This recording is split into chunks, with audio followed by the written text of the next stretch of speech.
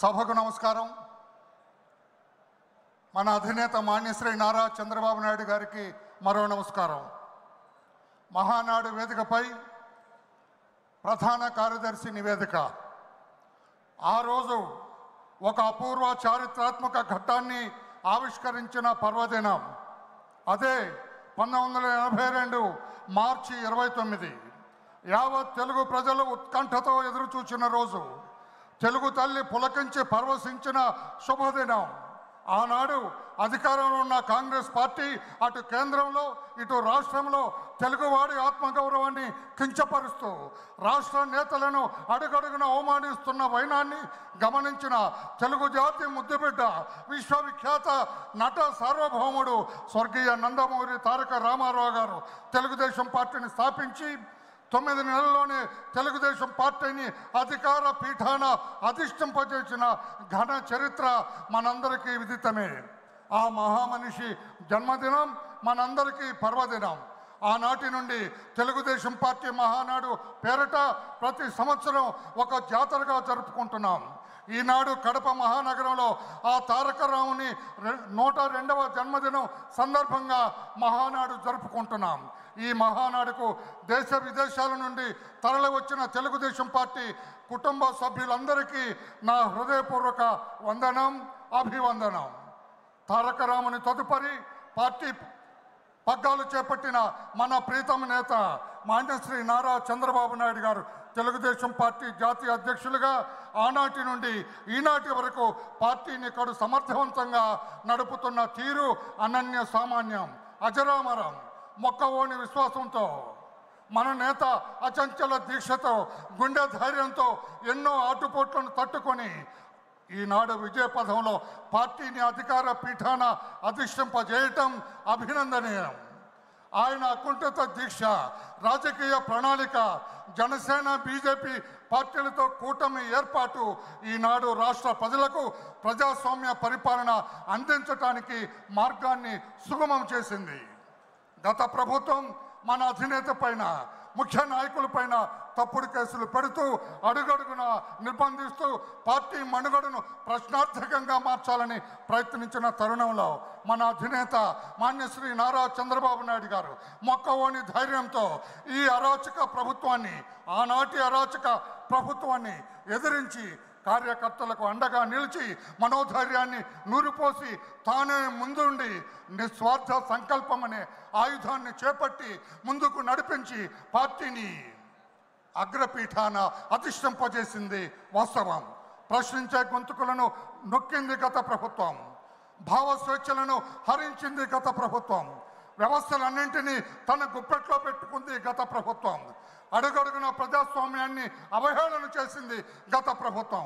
పలు సందర్భాల్లో రాజ్యాంగాన్ని ధిక్కరించింది గత ప్రభుత్వం. శాంతి పద్ధతులను కాపాడాల్సిన పోలీసు వ్యవస్థ ఆనాడు పూర్తిగా నిర్వీర్యమైపోయింది. ఈ విపత్కర పరిస్థితుల్లో మన అధినేత పలు దఫాలుగా ప్రజల మధ్యకు పోవాలని, అభద్రతా భావంతో ఉన్న మన ప్రజలకు అండగా నిలవాలని ఆ ప్రభుత్వం రాజ్యాంగ సంక్రమిత హక్కులను కూడా హరించి ప్రజాస్వామ్యాన్ని ఎగతాళి చేసింది. చివరకు మన అధినేత ప్రజా ప్రభంజన యాత్రలు నిలవరించాలని తప్పుడు కేసులు, తప్పుడు సాక్ష్యాలతో దొంగ కేసు పెట్టి మన అధినేతను అరెస్టు చేసి రాజమండ్రి సెంట్రల్ జైల్లో రిమాండ్ ఖైదీగా నిర్బంధించటం మనందరికీ విదితమే. రాష్ట్రం అట్టుడికిపోయింది. ఏమొచ్చిందిరా మీకు అని చిన్న పెద్ద తేడా లేకుండా రాష్ట్ర ప్రజలందరూ ఆనాటి ముఖ్యమంత్రిని తూర్పారబట్టారు. దేశ విదేశాల్లో నిరసనలు బహిరంగంగా రోడ్డెక్కాయి. నిజాయితీ లక్ష్యంగా, అవినీతి రహితంగా రాజకీయం చేస్తున్న మా చంద్రబాబును అరెస్టు చేస్తారా అని 108 దేశాల్లో ప్రజలు రోడ్డెక్కారు. అయినా మన నేతను ఆ దుష్ట ప్రభుత్వం 53 రోజులు జైల్లో నిర్బంధించగలిగారు. జైలు గోడలలో అసత్య కేసుల శృంఖలాలు తెంచుకొని బయటకు వచ్చిన చంద్రబాబుకు ఆ రోజున దారి పొడవునా ప్రజా ప్రభంజనం స్వాగతం పలికితే చంద్రబాబు గారికి వారి బాధాతప్త హృదయాల్లో పెళ్ళుబుక్కిన ఆనందాన్ని చాటుకొని ఆనాడు సాయంత్రం 5 గంటలకు బయలుదేరిన మన అధినేత కాన్వాయ్ ప్రజా స్పందనను ఛేదించుకొని మరుసటి రోజు ఉదయం 7 గంటలకు ఉండవల్లి నివాసానికి చేరితే ఆనాడే అర్థమైంది, జగన్ తలరాత రాష్ట్ర ప్రజలు తిరగరాయిపోతున్నారని.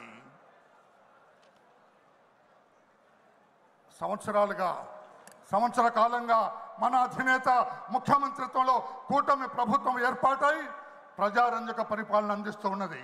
పలు ప్రజాహిత కార్యక్రమాలను చేపట్టింది. అభాగ్యులై నిర్లిప్తతతో నిరాశ నిస్పృహలతో కొట్టుమిట్టాడుతున్న రాష్ట్ర ప్రజానీకానికి భరోసానిచ్చింది. ఇది ప్రజాస్వామ్య పరిపాలన అని నొక్కి వక్కాణించింది. సూపర్ 6 పథకాల ద్వారా ప్రజల గుండెల్లో ఆత్మస్థైర్యాన్ని నింపింది. P4 ప్రవేశంతో పేదరిక నిర్మూలన సదుద్దేశంతో ప్రతి ఇంట పారిశ్రామికవేత్తలను తయారు చేయాలని సంకల్పించింది. మెగా డిఎస్సి ద్వారా నిరుద్యోగులకు శుభవార్తనిచ్చింది. నోటిఫికేషన్ విడుదల చేసింది. ల్యాండ్ టైటిలింగ్ యాక్ట్ రద్దు చేసి రైతులకు ఊరట కల్పించింది. మహిళలకు దీపం పథకం కింద 3 గ్యాస్ సిలిండర్లు ఇచ్చి వారి ఇళ్లలో వెలుగు నింపింది. రేపో మాపో బస్సుల్లో మహిళలకు ఉచిత ప్రయాణానికి నాంది పలకబోతుంది. తల్లికి వందనం రేపటి విద్యా సంవత్సరం ప్రారంభం నుండి అమలు చేయబోతుంది. రైతుకు అన్నదాత సుఖీభవ ద్వారా నగదు అందించబోతుంది. రాష్ట్రమంతా శాంతి భద్రతలు సజావుగా సాగుతున్నాయి. మత సామరస్యం వెల్లివిరిచింది. మహిళలపై అఘాత్యాలు అరాచకాలు పూర్తిగా తగ్గుముఖం పట్టాయి. దళితులు, గిరిజనులు, వెనుకబడిన వర్గాలు, మహిళలు ఈ ప్రభుత్వం నీడన సుఖ ప్రయాణం సాగిస్తూ ఉన్నారు. ఈ పవిత్ర సమయాన ఈ మహాసభ చారిత్రాత్మకమైన నిర్ణయాలు తీసుకోవాల్సిన ఆవశ్యకత ఉందని మీ అందరికీ విజ్ఞప్తి చేస్తూ ఉన్నా. 1, అధినేత నాయకత్వంలో మరో ఆలోచనకు తావివ్వక ముందుకు నడిచి తెలుగుదేశం పార్టీ పతాక నిరంతరం రెపరెపలాడేటట్లుగా మనందరం పాలు పంచుకోవాలి. 2, ప్రజా శ్రేయస్సే లక్ష్యంగా అందరం నడుం కట్టి ప్రభుత్వానికి అండగా నిలవాలి. అధినేత హస్తాలు బలోపేతం చేయాలి. 3, అడుగడుగున ప్రత్యర్థుల దుష్ప్రచారాన్ని పై స్థాయి నుంచి క్రింది స్థాయి నాయకుల వరకు బలంగా తిప్పికొట్టాలి. 4, మన ప్రభుత్వం చేపడుతున్న అభివృద్ధి సంక్షేమ పథకాలను ప్రజాక్షేత్రంలోకి తీసుకెళ్ళాలి. 5, ప్రస్తుత కాలమాన పరిస్థితులకు అనుగుణంగా ఆధునీకరించబడిన పార్టీ సిద్ధాంతాలను ప్రతి కార్యకర్త చిత్తశుద్ధితో స్వీకరించి ప్రజల్లో ప్రచారం చేయాలి. 6, మన రాజకీయ ప్రత్యర్థి ఓ జిత్తుల మారి నక్క. అతని అవినీతి సంపాదన, అనుసరించే అక్రమ మార్గాలపై ప్రతి కార్యకర్త డేగ కన్నుతో నిఘా వేయాలి. కుల, మత, ప్రాంతీయ విద్వేషాలు రెచ్చగొట్టే అసాంఘిక శక్తుల కదలికలపై నిరంతరం అప్రమత్తమై ఉండాలి. అధికార పీఠం ఎక్కామన్న అలసత్వం పనికిరాదు. నాయకుని మాటే అయ్యా తమరి మాటే మాకు సుగ్రీవాజ్ఞ.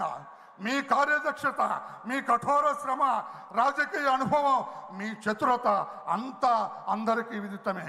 ఆర్య, చంద్రబాబు నాయక, మీరు ఆదేశించండి, మేము పాటిస్తాం. ఎట్టి పరిస్థితుల్లో అవినీతి పరులకు అధికారం దక్కనివ్వం. అప్రజాస్వామికులను ప్రజాక్షేత్రానికి రానివ్వం. ఎందరో మహానుభావుల త్యాగ ఫలం ఈనాడు అధికార పీఠం. మీ నాయకత్వమే మాకు శ్రీరామ రక్ష. అందుకే ఈ మా అందరి నడక మీ వెంటే, మీ అడుగుజాడల్లో నడుస్తాం. రాష్ట్ర సర్వతోముఖాభివృద్ధి అనే యజ్ఞంలో సమిధలుగా మారుతాం. మీ మాటే మా బాట, ఇదే మా అందరి భాష. మహానాడు వేదికపై ఇందరు మహారథుల సమక్షంలో జాతీయ ప్రధాన కార్యదర్శిగా ఈ సభకు నివేదిక అర్పించే అవకాశాన్ని అతి సామాన్యుడైన నాకు ఇచ్చిన మీకు, మీ ఔదార్యానికి సర్వదా కృతజ్ఞతలు తెలియజేస్తూ ఈ సభ వద్ద సెలవు తీసుకుంటున్న వర్ల రామయ్య. నమస్కారం.